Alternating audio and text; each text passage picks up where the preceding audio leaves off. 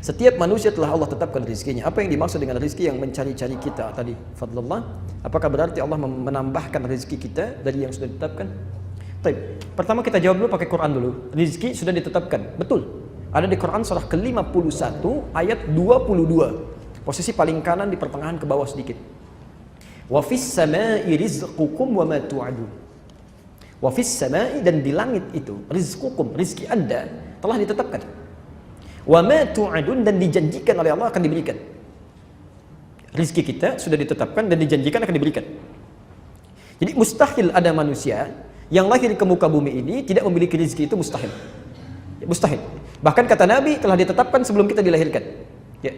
Kalau Anda lihat yang paling gampang di Al-Arba'in An-Nawawiyah, posisi hadis nomor 4 dari Abdullah bin Mas'ud. Di kitab terjemahan posisi paling kiri, ya. Inna ahadakum yujma'u fi batni ummihi 40 yawman nutfah. Setiap Anda diciptakan, dibentuk oleh Allah di perut ibundanya 40 hari pertama baru berbentuk nutfah, percampuran antara spermatozoa dengan ovum. Thumma yakunu mithla dzalika 'alaqah. 40 hari kedua berbentuk 'alaqah, zirat yang mulai menempel di dinding rahim. Thumma yakunu mithla dzalika mudghah. 40 hari ketiga usia 4 bulan berbentuk mudghah, daging sekunyahan yang mulai punya bentuk. Ya, fayursalu ilaihil malak, maka usia 4 bulan ini diutus malaikat.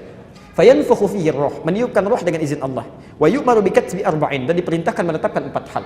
Pertama kali bikatsbi rizqihi, menetapkan rizkinya. Jadi rizki kita itu sudah ditetapkan oleh Allah sebelum kita bahkan terlahir, dan akan dibawa sampai kita menghadap pada Allah Subhanahu wa taala. Jadi tidak akan ada orang meninggal sebelum dicukupkan rizkinya. Jelas sampai sini? Baik. Pertama, maaf, rizki tadi ditetapkan di mana? Di langit. Kita hidup di mana? Di bumi. Masya Allah, maka rizki itu mesti turun ke bumi, ya kan? Mesti turun ke bumi. Karena itulah kemudian Allah turunkan rizki ini ke bumi. Al-Baqarah ayat 29, posisi paling kanan sebelah bawah. Huwallazi khalaqa lakum ma fil ardi jami'a. Dan kemudian Allah ciptakan, jadikan untuk kamu semua yang ada di bumi untuk kamu. Karena kamu tinggal di bumi, rizkinya kami turunkan ke bumi. Jelas ya? Rizki ditetapkan di langit, kita hidup di bumi, diturunkan ke bumi. Baik, sekarang ibu bapak tinggal di mana? Enggak, di Kelapa Gading. Bumi kan luas. Bumi luas, ya. Hati-hati. Barangkali Anda di Kelapa Gading, rizkinya ternyata ada di Sumatera.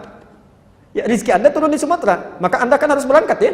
Kerja dapetin itu, ya. Di Kelapa Gading pun masih luas. Ya, tinggal di Istiqamah, rizkinya di mall misalnya kan, dekat mall sana. Maka kan harus berangkat kan? Harus kerja, harus beraktivitas. Maka turun Quran surah kedua Al-Baqarah ayat 168, posisi paling kanan sebelah bawah, ketentuan umum. Ya ayyuhan nasu, hei manusia, kulu mimma fil ardi halalan thayyiba. Silahkan Anda bekerja, beraktivitas untuk cari makan itu. Ini bahasa kiasan, kinayah kalau dalam bahasa Arab. Meminjam satu kata pas prototo untuk mewakili yang lainnya. Bapak kan ditanya, Pak mau kemana? Mencari sesuap nasi. Ya, padahal nggak sesuap kan? Anda cari untuk di rumah, untuk pakai, untuk macam-macam. Ini bahasa Quran asalnya. Ya. Kulu mimma fil ardi, silahkan cari makan di muka bumi. Silahkan bekerja, aktivitas. Silahkan cari. Ya. Jadi pertama, rizki itu menuntut pencarian. Dan itu ditetapkan oleh Allah kepada seluruh manusia. Hukum Allah berlaku di bumi. Sunnatullahi fil kaun. Jadi maaf. Rizki itu pertama terkait dengan ikhtiar kita. Jadi kalau ada orang misalnya, mohon maaf ya, ada orang walaupun sesoleh apapun tidak mau berikhtiar, nggak akan turun juga. Dia harus cari. Ya. Dan tidak ada hubungan dengan iman. Kaya tidak ada korelasi dengan iman. Misal, mohon maaf. Kenapa ya saya sholat, tapi kok orang itu nggak sholat dia kaya? Ada kata-kata itu, Pak.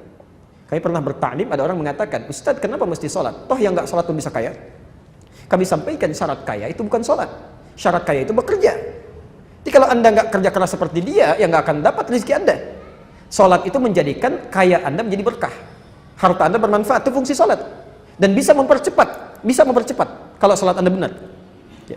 Jadi hukum yang pertama, rezeki di langit, diturunkan ke bumi, kita harus cari. Nah, itu yang disebut dengan adlullah, keadilan Allah di muka bumi. Tapi kita bertanya, ya Allah, kita kerja, dia kerja, kita sholat, dia enggak. Masa sama? Apakah ada perbedaan? Ada. Allah akan percepat dia mendapatkan tanpa harus lelah mencarinya. Maka dipindahkan ayat untuk orang beriman. Dia kerja, dia beriman juga. Quran surah kedua di surah yang sama, Al-Baqarah ayat 172, pindah ke kiri di pertengahan. Paling atas, lihat ayatnya. Kita mau berakhir di sini, sebentar lagi ada masuk asar ya. Ya ayyuhalladzina amanu, hei orang-orang yang beriman. Perhatikan, ayat yang pertama kan ya ayyuhan nas ya. Kalau manusia itu, maaf, mencakup orang beriman saja atau umum? Umum, mencakup non-muslim juga. Artinya kalau non-muslim pun bekerja, dia mendapat rezeki. Tapi ayat ini ya ayyuhalladzina amanu, hei orang-orang yang beriman. Kalau beriman itu orang Islam saja atau non-muslim juga? Islam saja. Ya ayyuhalladzina amanu kulu min thayyibati ma razaqnakum. Silahkan dapatkan rezeki yang telah kami sediakan. Bukan kita yang capek mencari, tapi Allah yang sediakan. Tapi yang menarik, perhatikan. Ketika Allah meminta mencari rezeki bagi orang-orang umumnya, manusia umumnya, kalimat halal dan thayyibnya muncul. Halalan thayyiban.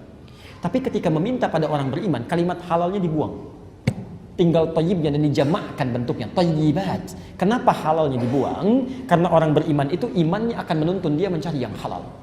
Jadi kalau ada orang beriman mencari yang haram, itu tandanya ada yang salah dalam imannya. Ada yang salah dalam imannya. Dan kalau Anda selalu mencari yang halal, sekalipun sedikit, maka Allah akan tambahkan berkah di dalamnya, menjadi banyak. Lihat, kalimat tadi halalan thayyibah. Halal, thayyib, thayyibnya tunggal. Nanti kita bahas dengan rinci saat masuk ayat ini. Thayyiban itu bentuknya mufrad. Mufrad itu tunggal, satu. Jadi kalau orang-orang tidak beriman, mendapatkan rezeki sebanyak apapun, kelihatannya sedikit. Satu aja kecil. Kecil. Ya, 1 miliar kecil aja, 10 miliar sedikit aja. Makanya dibuat capek, kerja lagi, dapat, tapi kelihatan seperti kecil, nggak ada kenikmatan. Tapi orang beriman, thayyibat, dijamakkan bentuknya oleh Allah ingin memberikan pesan. Kalaupun kamu dapat kelihatan sedikit, tapi kami berikan berkah di dalamnya. Masya Allah.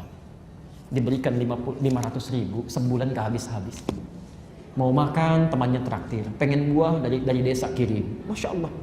500 ribu gak habis-habis. Orang 50 juta 3 hari habis. Masya Allah, apa yang salah? Nggak ada keberkahan. Bapak pilih mana? 500 ribu berkah, 50 juta tidak berkah. Jangan katakan 50 juta berkah. Itu nggak mudah deh. Tayyib. Jadi, nah, ada lagi yang hebat yang ketiga. Saya tutup Quran surah ke-7 ayat 96. Ini belum nyari sudah turun dan kita tutup di sini. Belum nyari sudah turun. Kalau yang tadi kan masih nyari ya, nyari dimudahkan. Yang ini tidak. Belum nyari Allah sudah dekatkan. Siapa dia? Walau anna ahlal qura amanu wattaqau la fatahna 'alaihim barakatin minas sama'i wal ardh. Tadi rezeki ada di mana? Langit. Nyari di mana? Di bumi. Sekarang perhatikan. Walau anna ahlal qura. Kalaulah satu penduduk kota, satu penduduk negeri, jangankan satu orang, sependuduknya, dia beriman kepada Allah, dia tingkatkan takwanya. Dia kerja, dia sholat juga, dia kerjakan sunnahnya, dia puasa sunnah, masya Allah. La fatahna 'alaihim, kami akan buka untuk orang ini barakatin, pintu keberkahan rizki, masya Allah, minas sama'i wal ard, langit dan bumi. Barakatin minas sama'i wal ard, di langit, di bumi dibuka. Ya, kalau rizki ada di langit, cara kerjanya di bumi, pintunya dibuka dua-duanya, di mana lagi yang susah? Itu yang disebut dengan fadlullah, keutamaan yang Allah berikan. Jadi kalau pengen silahkan tunggangi ayat-ayatnya, praktekkan dalam kehidupan, dan semoga Allah memudahkan kehidupan kita semua. Dan tidak cukup dengan amin, harus dipelajari dulu, praktekkan dulu, baru kemudahan itu akan didapatkan.